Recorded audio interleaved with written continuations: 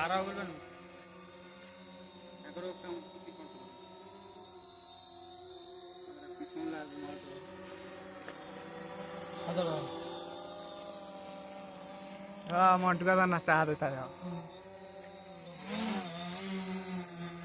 देख आराम से है ना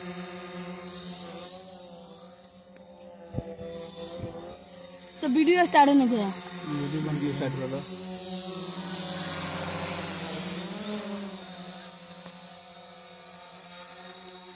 एगरो कैसी कर के बा एगरो कैसी कर रही समय समय पर मिला के कैमरा अच्छा अपन रिकॉर्डिंग करते हुए हम कोई रे बड़ा बड़ा साइज से घुमा लियो ऊपर रिकॉर्डिंग करते हुए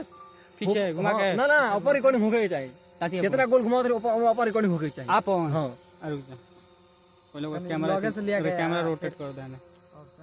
हां हो गल हां हां अब घुमा हां हटो से आगे से हटो से लगे लिया औरी जा लगे लिया